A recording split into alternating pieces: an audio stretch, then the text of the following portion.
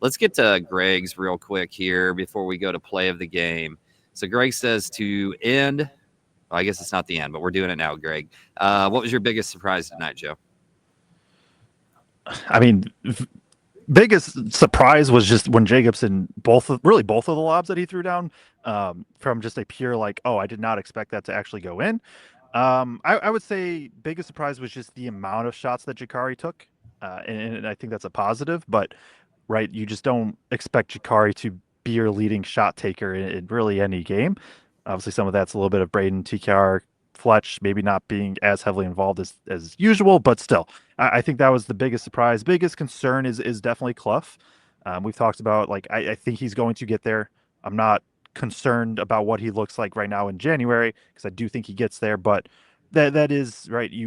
Purdue needs 40 minutes of at least solid center play, and that's kind of the level Clough has to get to. Yeah, my biggest surprise is Jacobson. Just the fact that he looked so comfortable and was impactful in three different phases of the game in major ways. My biggest concern is still, even though it was good tonight, like I'm still just a little worried about the rebounding. I want to see Clough. I mean, I guess this comes back to Clough, but like I want to see proof that this team is going to be able to rebound against super physical teams like Michigan State and teams that we struggled with similar to that last year. Joe, play of the game for you. I feel like we're going to end up gravitating to one of the same two. But I'll throw in something different because yeah, I'll just go to something completely kind of off base.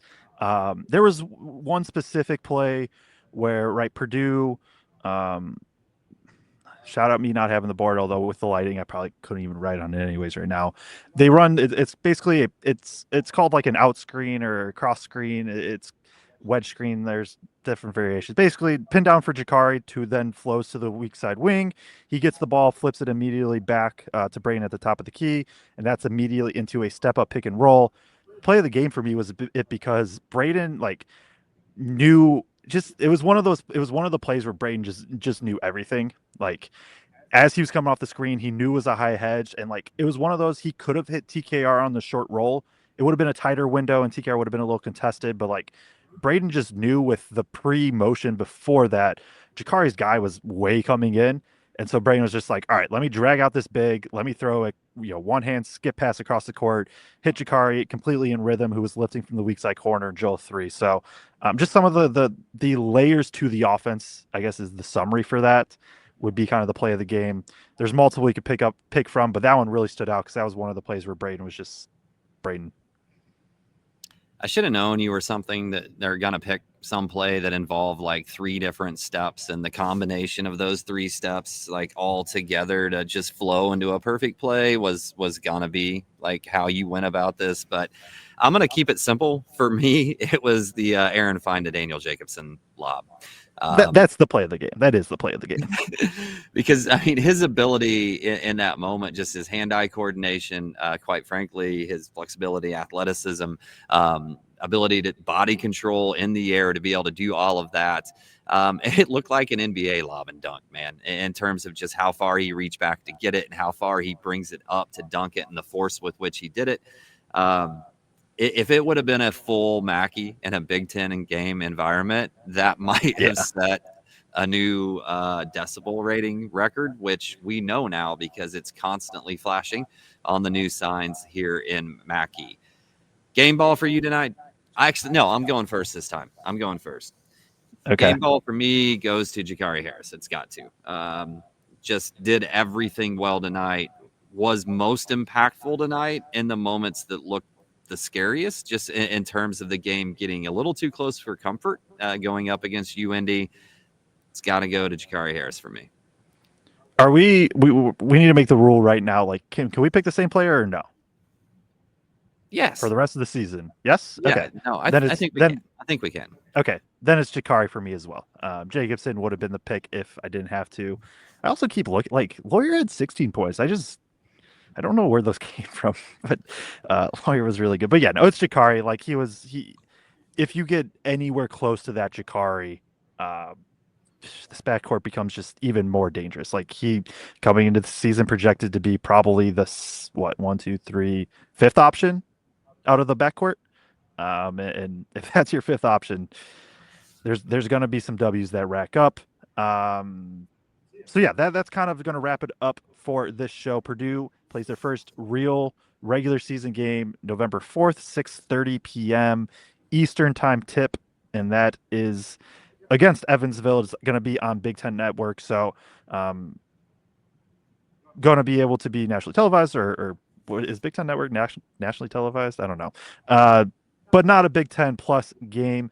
Also, it's on Tuesday, so if you are a college basketball sicko, there's a far less amount of games on Tuesday, so you'll be able to kind of focus more on Purdue itself. We will be live after the game for sure.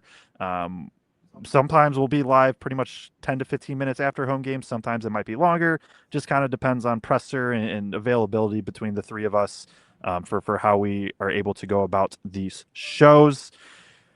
There's a couple star comments. We can get to them quick, and then we'll get out of here. Yeah, we need to get to this one, the super chat here. Yes. Olive Jazzer with the $10 super chat. We do appreciate the support. Said, so Painter pays big dollars for Clough and Meyer, and yet they look lost in Painter's admittedly complex schemes. Yeah, I don't know if I don't know if I would use the word lost as more of it's taking a while for them to process. Like, I think they know where they're supposed to be. I think it just right now it isn't as fluid as you want it to be. And right, I know I mentioned this after the last post game, but we're like with First, even though he wasn't he wasn't a threat offensively, he knew where he needed to be in the fluidity that which he could move. I would say let's come back to this comment in like January, and I think that's where we could have really a more kind of like uh real opinion, I guess, on the way this question's worded. Yeah, those two weren't brought in to win in early November. They were brought in to make sure this team made it to the Final Four, and it's going to take some time. And I think we got to remember, Clough kind of got hung up in Australia waiting to get his paperwork reprocessed and didn't get over here until right at the end of July, I think. And then they only had like a couple of weeks, and then they went on break. Meyer didn't get a practice with the team at all until they started things up in August, early September. So we're looking at a really, really short window for both of those guys. Like it's going to take November and December. I would also add, especially maybe more so with Meyer than Clough. Meyer is a freshman. Yeah. Like I know he's been super hyped, and we know what the talent is. We know what the ceiling is, and I'm not saying we should just hold him to any other kind of random freshman in the Big Ten or anything like that. But like, right, we know he's good, but also he is a freshman who, as you said, got here late. If Meyer wasn't so hyped this off season, we're not talking about him the way that we are right now. We're only doing it because we know what the ceiling can be. If this was just if this was just another freshman that Purdue recruited, where it's like, oh yeah, solid player is going to be something in a year or two, we're talking about him a lot differently. I'm not saying we shouldn't hold Meyer to those expectations, but there is also that aspect as well. Jeff Parks, but also we do appreciate the support and the super chat. If anybody ever wants to get their comment for sure shown, feel free to do that. Jeff Parks says, do we hear from Payne in the next few days that Antoine is redshirting? If I had to say yes or no, I'm going to say yes, but it wouldn't shock me either way. Do you have anything? No, it wouldn't shock me either way. Me coaching staff will talk to him. West will make his final decision at some point, obviously before Tuesday. So, yep. Last comments before we get out of here. Kyle Thomas says, any chance Painter shakes up the starting lineup for game one? And he says maybe Jakari or Jacobson. I think I'd be much more surprised to see Jakari, especially we did see Jakari start last year, and he was just more comfortable coming off the bench. Some of it might just be simply he was a freshman, and it just he wasn't there right away, and eventually got there. But Painter has talked about some guys are better coming as starters, some guys are better coming off the bench. Jacobson would be the one where I wouldn't be shocked if he is starting the next game.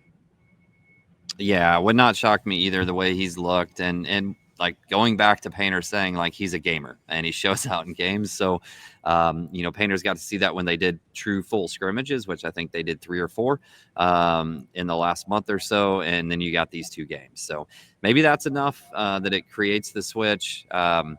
Somebody did tell me in the radio comments after the game that he said Jacobson should have had 3 or 4 more blocks tonight, that he wants him to be even more aggressive, chasing the ball and trying to keep him away from the rim. So I don't know. It'll be real interesting to see whether something happens between now and Tuesday, or more interesting to me, does something happen between now and Alabama? Yep. And I think that is very fair. So that'll do it for Boilers in the Stands. Purdue 92-49 over UIndy. Purdue plays Tuesday, open up their season, 6:30 p.m. Eastern Time tip on Big Ten Network against Evansville right here in Mackey Arena. Should have a preview show out sometime between now and then. We'll figure out exactly when that comes out. But if you subscribe, turn on bell notifications, you'll just get notified as soon as the video is posted or that we go live. So oh, and Kraig is now throwing stuff because we went over our time limits. Just throwing a tantrum, has to get out of here. I'm sorry. I was trying to pull my plug out and it smacked the computer. And yeah, hey, it's time to go. It's the scary Halloween show. It fits. There we go. There we go. So yeah, preview show will be out sometime soon. Make sure to like and subscribe on your way out. Turn on the bell notifications so you'll get notified as soon as we go live, as soon as we post a preview, as soon as we post an interview, anything like that. We do appreciate everybody tuning in, and we will see you Tuesday after Purdue takes on Evansville.